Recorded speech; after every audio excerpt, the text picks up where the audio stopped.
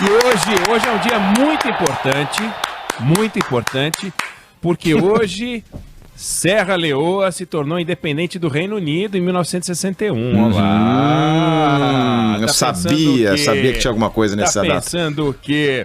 Mas, Carla e Felipe, e ouvinte querido, ouvinte querida, a gente acompanha o noticiário político de um jeito e os políticos acompanham o noticiário político de outro jeito. Não só porque eles fazem o noticiário político, mas porque eles pensam de um jeito diferente, eles são diferentes de nós, né? Então, para nós, interessa o que está acontecendo, porque aquilo e essas coisas que estão acontecendo interferem na nossa vida simples, né?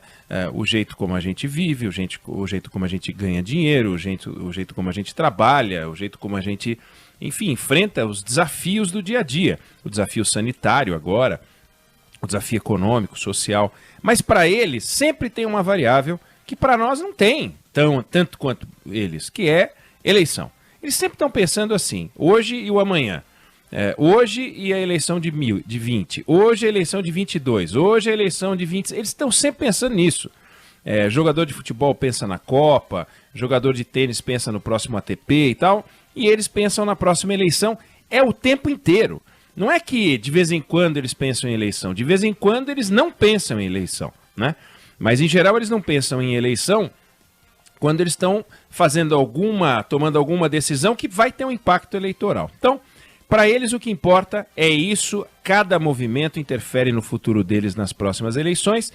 Vamos lembrar que, recentemente, final do ano passado, outubro, setembro, o presidente Bolsonaro começou a discutir a criação de um partido novo para se livrar do PSL, porque ele queria ocupar um espaço político sem ter que se submeter às regras de um partido que já existia. E todos os movimentos políticos dele sempre levam em conta as urnas, todos os movimentos políticos do Maia, do Alcolumbre, do Dória, do Witzel, todos eles.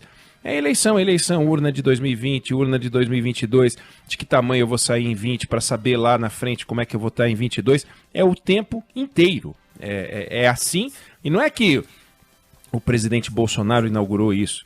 Foi assim com o presidente Sarney, foi assim com o presidente Collor, com Itamar, com o Fernando Henrique. Bom, o Fernando Henrique criou a própria reeleição, vamos lembrar, não existia reeleição no Brasil, o presidente Fernando Henrique aprovou uma emenda para a reeleição dele, né? Então ele estava pensando na reeleição, na eleição, etc. E em 2002 ele ficava em dúvida, eu vou para que candidato? Se a economia estiver bem, eu vou para o Pedro Malan. Pensou nisso. Se a economia estiver mal e o mundo for para outros cantos, eu vou para José Serra. E foi para José Serra. O PT pensando o tempo inteiro. O Lula foi candidato em 89, depois em 94, como é que eu me posiciono? Ele se posicionou contra o Real, tomou uma surra em 94, tomou uma surra em 98, mas em 2002 a economia estava desandando, era a vez do PT, e foi quando o Lula fez aquela maré vermelha, né, que varreu o país, 2002, aí na eleição de 2006 ele volta, mesmo tendo mensalão, aí consegue eleger a Dilma, nós elegemos a Dilma, reelegemos a Dilma, e aí, 2018, a gente acompanhou o que foi, está muito fresco na nossa memória, a eleição do presidente Bolsonaro, e ele montou um ministério e colocou lá no Ministério da Saúde uma pessoa que ninguém conhecia, ninguém sabia quem era Mandetta. Botou lá Mandetta, o ministro da Saúde, era mais um desses ministros que ele escolheu, e defendeu uma agenda que vai tocando, ninguém prestava muita atenção, de repente vem a Covid-19, vem o coronavírus, e ele passou a defender aquilo que os governadores defendiam, aquilo que a Organização Mundial da Saúde defendia, que é o isolamento, e aquilo soou como um desafio para o presidente Bolsonaro, porque ele pensou, como é que eu vou explicar para o eleitor brasileiro que a economia parou, que a crise chegou, que as promessas de crescimento que eu construí com o Paulo Guedes desandaram? Bom, eu vou atribuir isso aos governadores. Os governadores, contrariando a minha vontade, resolveram criar uma política de isolamento, e foi assim que a gente entrou nessa crise. Bom, mas ele tinha um ministro que defendia a política de isolamento. Como é que fica?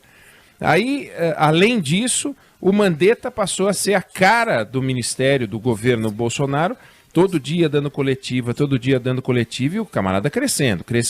Uma coisa é a cara do governo, o seu Tarcísio, que é um técnico, né?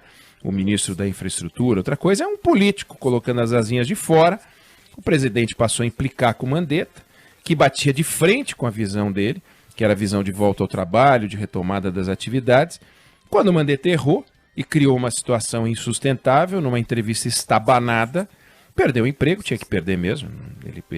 Ele acabou se colocando contra o presidente da República e surgiu o Nelson Teich, que já começou meio como um placebo, porque tem um interventor no ministério, surgiu um general que é o número 2, para quem ele foi apresentado na semana em que ele tomou posse. E quando ele demitiu o Mandetta, ele soltou na praça um sujeito que era desconhecido, fora da família, naturalmente, ele é muito querido na família dele, no estado ele é conhecido e tal, mas é um sujeito desconhecido do Brasil, entrou pequenininho, saiu grandão. E como é político, já começou a sonhar alto, já deu entrevista, já está falando, o presidente demitiu a ciência e já se observa assim, eu posso ser senador, posso ser governador pelo meu estado, por que não presidente da República também, né? Quem sabe? Aí entra o Moro. O Bolsonaro não precisou do Sérgio Moro para se eleger, vamos combinar. O Sérgio Moro só entrou na vida do Bolsonaro depois que ele tinha sido eleito.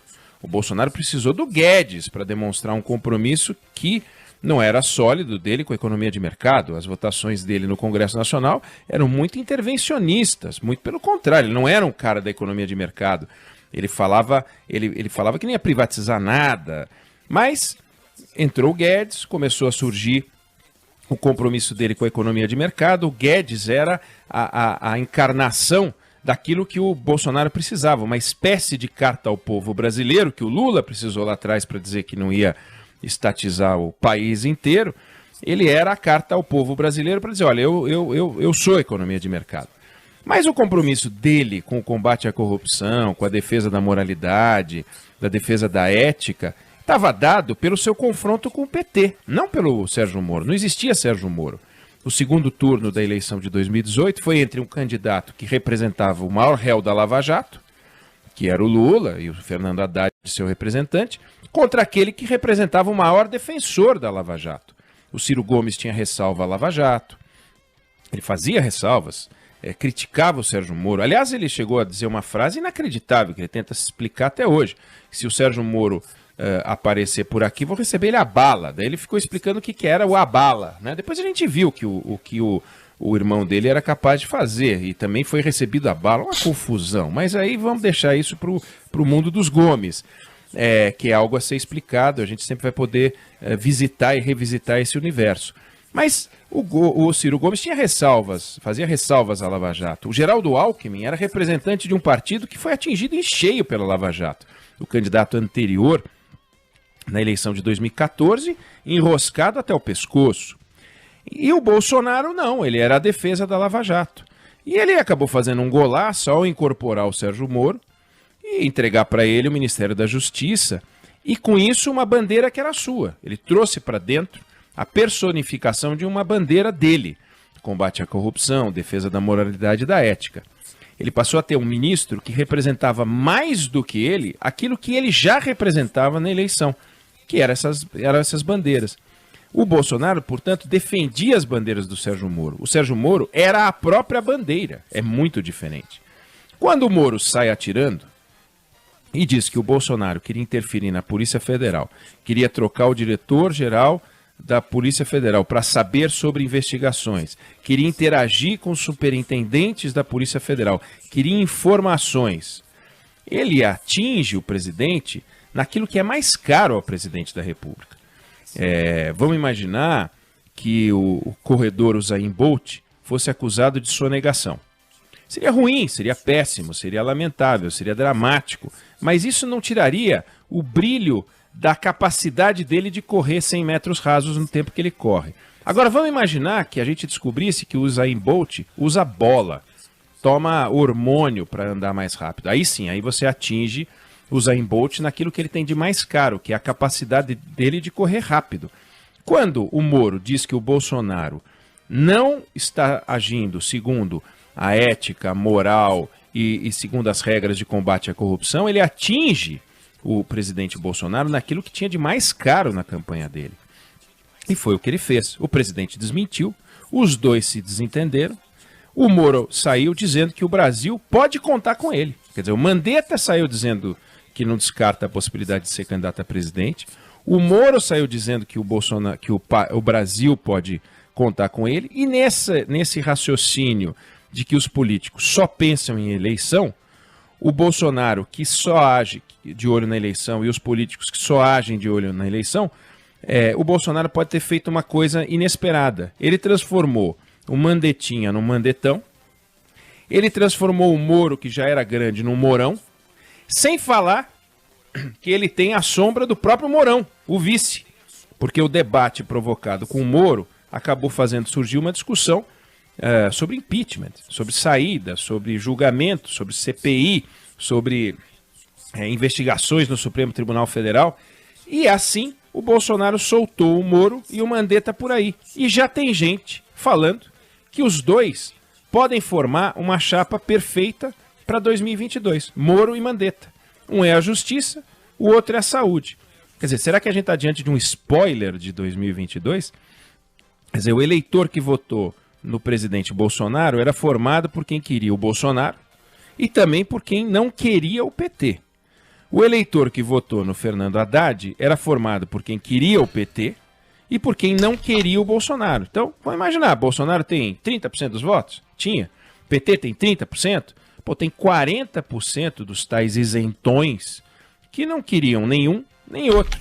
E agora pode ter surgido, ou estar surgindo, uma chapa anti-PT, porque o Moro colocou o Lula na cadeia, o Mandetta é do DEM, e uma chapa anti-Bolsonaro.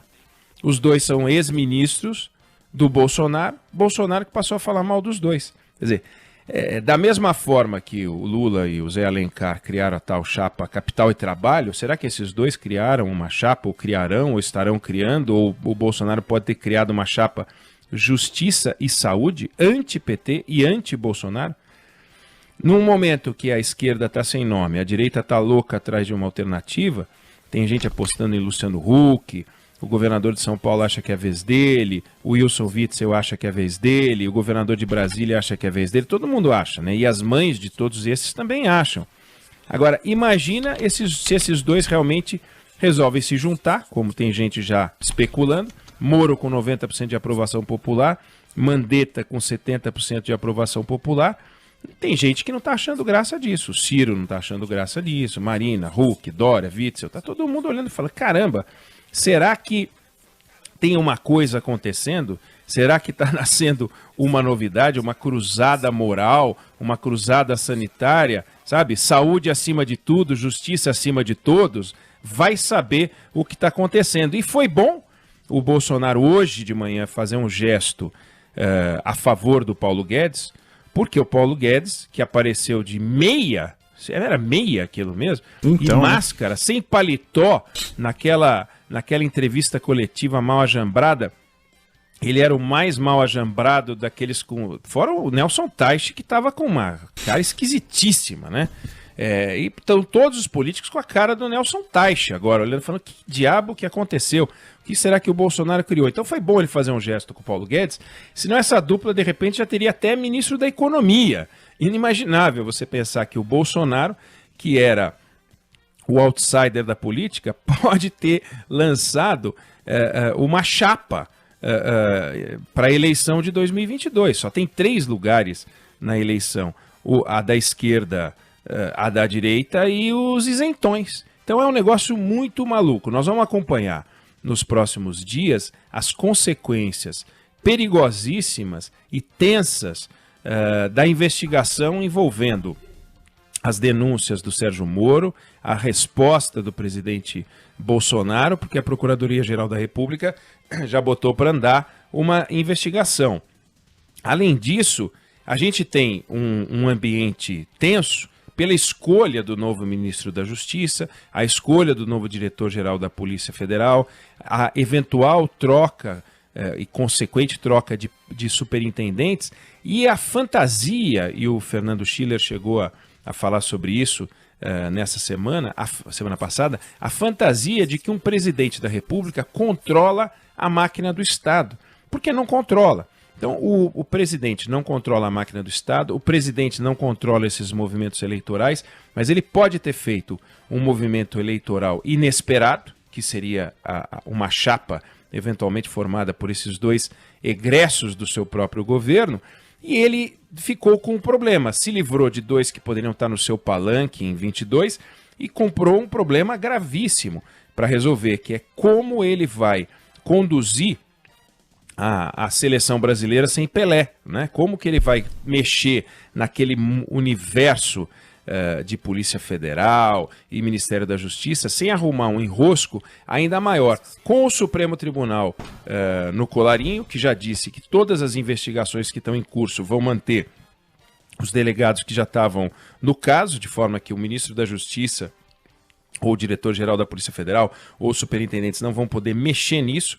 Então nós temos um nó administrativo grande, um nó institucional complicado, e a gente pode ter tido, com este movimento, em 8 dias, com a demissão do Mandetta e a demissão do Moro, o lançamento de uma chapa eleitoral para 2022. Ou seja, muitas mudanças, muita tensão, e na lógica dos políticos, e todos estão pensando nisso, estão vendo Moro se mexendo, estão vendo Mandetta se mexer, os dois deram declarações compatíveis com esse raciocínio que alguns estão fazendo.